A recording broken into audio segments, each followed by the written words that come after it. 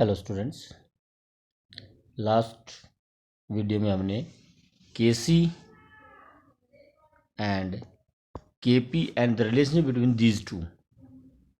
KC is equal to product of concentration of products multiplied by product of concentrated product divided by product of concentration of reactant raised to the power equal to their coefficients, whereas kc या kp is equal to product of concentration of products product of pressure of products divided by product of pressure of reactant raised to the power equal to their coefficient mn, और ये आपका x and y.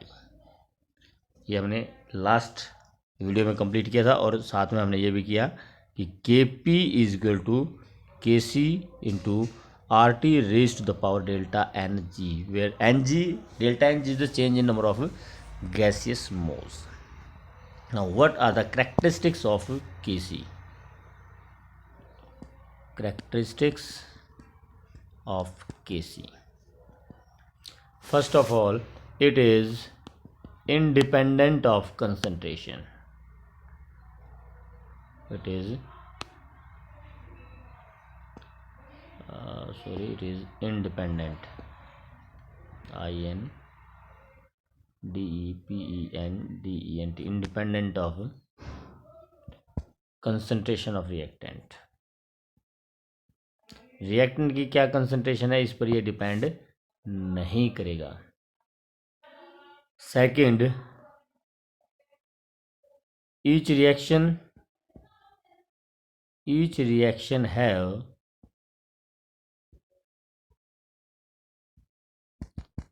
definite value of Kc at a definite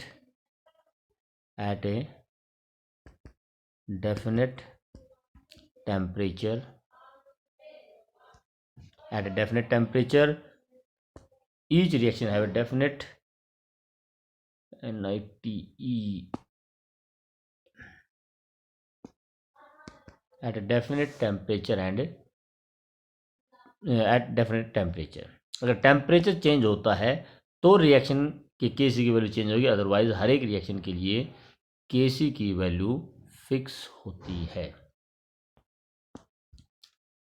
third point आपका कि if a reaction is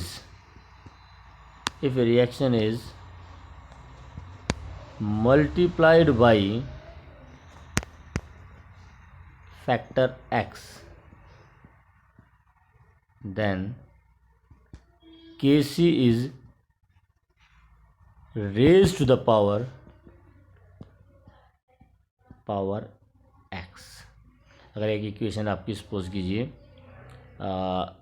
N2 + 3H2 produce 2 ammonia, और इस reaction के लिए जो Kc है, अगर आपका सपोज कीजिए वैल्यूज के Kc की value let it be y, तो अगर आप रिएक्शन को x से मल्टीप्लाई कर देते हो, means x nitrogen plus 3x hydrogen produce 2x ammonia, then its Kc will be y raised to the power x.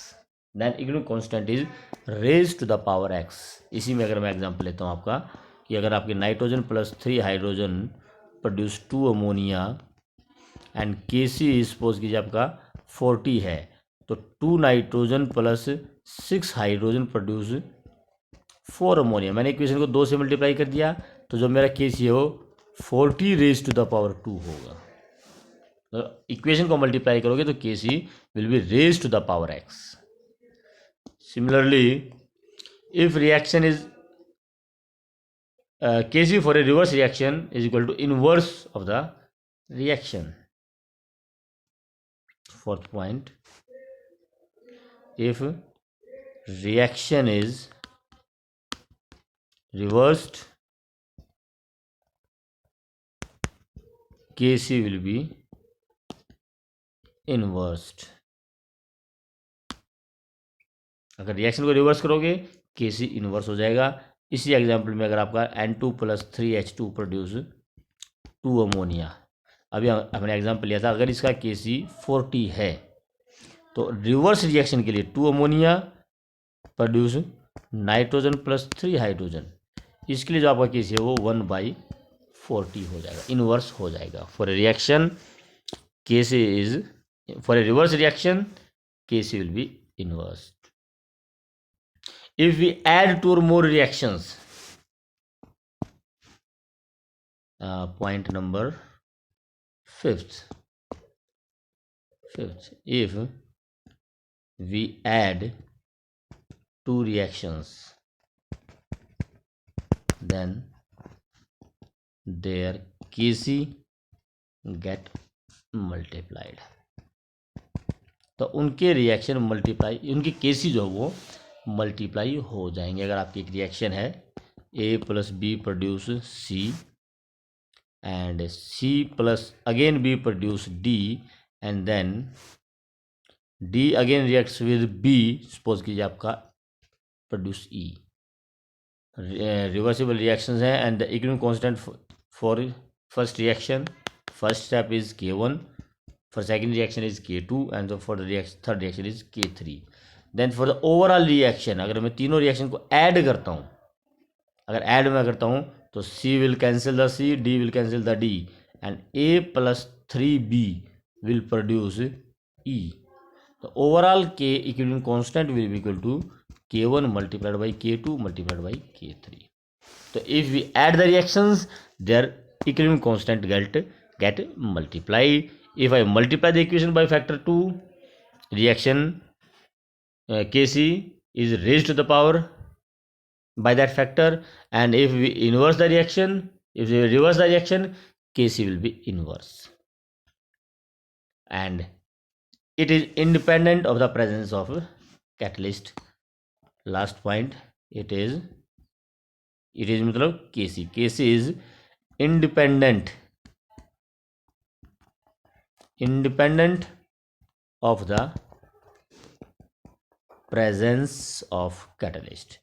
जो कैटलिस्ट है रेट ऑफ फॉरवर्ड और रेट ऑफ बैकवर्ड दोनों रिएक्शंस को इक्वली इंक्रीज करता है, तो उसका Kc पर कोई इफेक्ट नहीं पड़ेगा।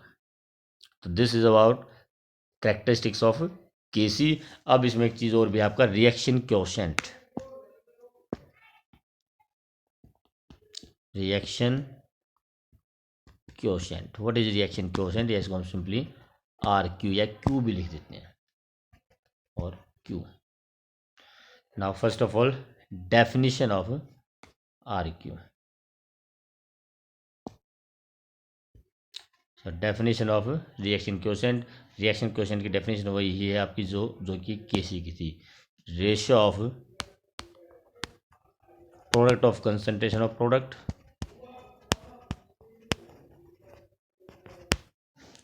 to the product of concentration of reactant raised to the power equal to their coefficient equal to their coefficients in a balanced chemical equation. तो जो डेफिनेशन हमारी Kc की थी सेम वही डेफिनेशन है, सिर्फ फर्क क्या है, अब जो डिफरेंस वो हमारा यहां पर आएगा, at any stage other than equilibrium,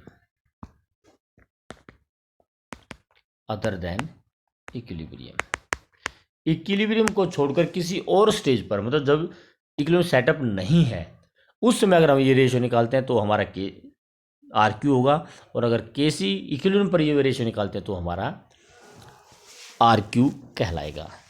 for example अगर सपोज आपकी रिएक्शन है N2+3H2 produce 2 ammonia, I start the reaction by 10 moles per litre of nitrogen and 30 moles per liter of hydrogen. I take 10 moles per liter of nitrogen and 30 mole per liter of hydrogen, and ammonia concentration is 0. Now reaction will start. 1 mole of nitrogen will combines with 3 moles of hydrogen and will produce 2 moles of ammonia. और जब इस 1 mole nitrogen का complete react कर जाएगा तो हमारे पास nitrogen के बच जाएंगे 9 मोल्स, क्योंकि 1 मोल रिएक्ट कर चुका है, अमोनिया बना चुका है। और इसी तरह से हाइड्रोजन के हमारे पास बच जाएंगे 27 moles. Now 2 moles of ammonia produced. Now this 2 moles will also start dissociating. ये 2 मोल भी अब डिसोसिएट होकर नाइट्रोजन और हाइड्रोजन प्रोड्यूस करना शुरू कर देंगे। लेकिन अभी जो रिएक्शन है फॉरवर्ड रिएक्शन की ही ज़्यादा है, बैकवर्ड की कम है, क्योंकि कंसंट्रेशन अमोनिया की बहुत कम है। थोड़ा सा अमोनिया डिसोसिएट हो पाता है, रिएक्शन फॉरवर्ड डायरेक्शन में ही ज़्यादा चलती है। चलिए जी, रेट है फॉरवर्ड रिएक्शन की फास्ट है, तो उसके बाद फिर आगे रिएक्शन होगी। 1 mole of again nitrogen combines with 3 moles of hydrogen and produce the nitrogen and hydrogen left are 8 moles of nitrogen and now 24 mole of hydrogen and it gets 4 mole. Ammonia becomes 4 mole. 2 मोल और add हो जाएंगे आपके, 2 mole nitrogen और produce हो जाएगी, ammonia और produce हो जाएगी और 4 मोल हो जाएंगे अमोनिया के। तो उसके बाद again 1 mole combines means 7, 21, 6 mole of ammonia. लेकिन यहाँ पे एक ध्यान रखना, अब अमोनिया की कंसनट्रेशन बढ़ती जा रही है, 2 मोल 2 से 4, 4 से 6, तो रेट ऑफ बैकवर्ड रिएक्शन भी स्पीड पकड़ती चली जाएगी। उसके बाद 6, 18, 8, 5, 15, 10। सपोज कीजिए यहाँ पर आने के बाद रेट ऑफ फॉरवर्ड और रेट ऑफ बैकवर्ड रिएक्शन आपकी इक्वल हो गई। अब इक्वल होगी तो यहाँ पर आपका इक्विलिब्रियम सेटअप हो जाता है। अब दिस इज योर इक्विलिब्रियम। इससे पहले आपकी रेट ऑफ फॉरवर्ड काफ़ी ज़्यादा थी, अब backward reaction rate of backward reaction कम थी, लेकिन धीरे धीरे इस स्टेज पर आने के बाद आपका सपोज कीजिए इक्विलिब्रियम सेटअप हो गया। अब कंसंट्रेशन में कोई चेंज नहीं होगा। नाइट्रोजन की कंसंट्रेशन 5 मोल्स पर लीटर ही रहेगी, हाइड्रोजन की 15 मोल्स पर लीटर ही रहेगी और अमोनिया की 10 मोल्स पर लीटर ही रहेगी। मान लीजिए यहाँ आपका इक्विलिब्रियम आ गया। तो अगर मैं यहाँ पर Kc कैलकुलेट करता हूँ, ratio of product of concentration of product मतलब ammonia divide by product of concentration of nitrogen and hydrogen raise to the power equal to their coefficients 2 and 3। Hydrogen का कोफिशिएंट 3 है और अमोनिया का coefficient 2 है, nitrogen का 1 है। तो ये हमारा Kc कहलाएगा। लेकिन अगर इसकी बजाय मैं किसी और स्टेज पर, सपोज कीजिए मैं इस स्टेज पर अगर मैं Kc निकालता हूँ, मतलब रेशियो निकालता हूँ, then it will be called Q। Ammonia concentration 4 moles per litre है, raise to the power 2 divide by nitrogen concentration 8 moles per litre और hydrogen concentration 24 moles per litre की पावर 3। तो ये मेरा रिएक्शन क्वोशेंट कहलाएगा, इसको मैं Kc नहीं बोलूँगा। हालांकि this is also same ratio product of concentration of product divided by product of concentration of reactant raise to the power equal to their coefficient. Ratio वही है लेकिन इक्विलिब्रियम नहीं है, तो इसको रिएक्शन क्वोशेंट बोला जाएगा, और अगर इक्विलिब्रियम पर है तो उसको Kc बोला जाएगा। और इसकी जो एप्लीकेशन है, मेन चीज़ है इसकी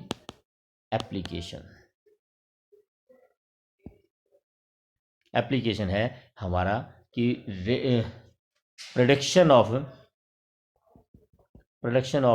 direction of reaction forward direction में चल रही है या बैकवर्ड डायरेक्शन में, वो हम पता लगा सकते हैं इस Q से, रिएक्शन क्वोशेंट से। कैसे? सपोज कीजिए आपकी Kc की वैल्यू अगर या Q की वैल्यू अगर आपकी लेस देन Kc है, Kc is the maximum value up to which this ratio approaches. इस रेशियो की जो वैल्यू है, concentration of product of ammonia की concentration raise to the power 2 upon nitrogen into hydrogen की concentration की power 3, maximum होती है आपकी Kc। ये वैल्यू मैक्सिमम होती है, इससे ऊपर वैल्यू नहीं जाती। अगर किसी रिएक्शन में Q की वैल्यू Kc से कम ही है, मतलब अभी रिएक्शन जो है फॉरवर्ड डायरेक्शन में मूव करेगी, फॉरवर्ड डायरेक्शन प्रोडक्ट और बनेगा और रिएक्शन और ज़्यादा प्रोडक्ट बन के Q की वैल्यू बढ़ती चली जाएगी।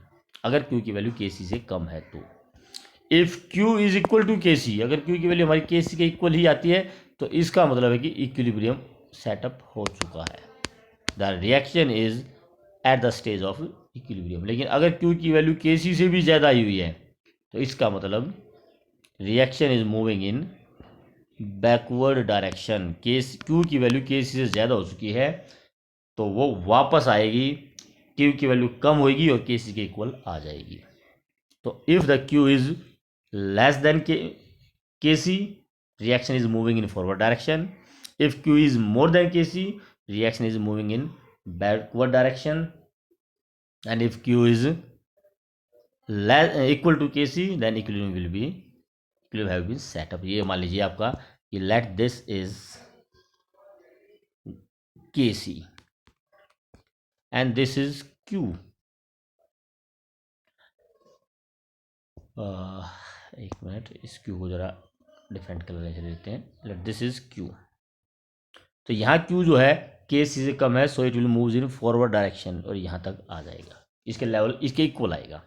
But if the q is more than के सी, तो इसकी वैल्यू डिक्रीज होकर के सी के इक्वल आएगी, तो it will move in backward direction, क्योंकि अल्टीमेट फाइनल स्टेज आपकी q ही के सी ही आनी है, फाइनल स्टेज यहाँ पर आनी है। अगर q की वैल्यू कम है तो ये इंक्रीज होकर मतलब फॉरवर्ड डायरेक्शन में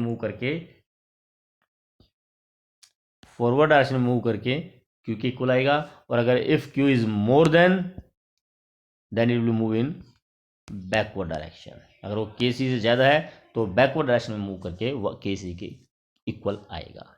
तो दिस इज द इम्प्लीकेशन या एप्लीकेशन ऑफ रिएक्शन क्वोशेंट। तो ये हमारा रिएक्शन क्वोशेंट और कैरेक्टरिस्टिक्स ऑफ इक्विलिब्रियम कांस्टेंट है। अब इस पर कुछ न्यूमेरिकल्स जो हमारे आते हैं, कुछ एक न्यूमेरिकल इसमें हम ट्राई करते हैं। पहले जैसे एक न्यूमेरिकल है आपका सिंपल न्यूमेरिकल जो के सी से रिलेटेड है। सॉरी,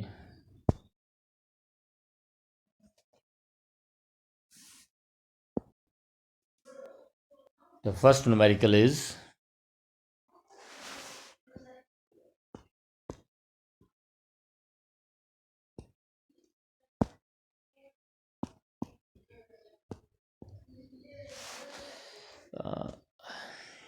चलिए न्यूमेरिकल के लिए हम स्पेशल एक अलग से वीडियो लेंगे। लगता है अभी हमारा ऐप काम नहीं कर रहा है तो उसको हम अलग से एक वीडियो लेकर उसमें आपको न्यूमेरिकल देंगे। Thank you.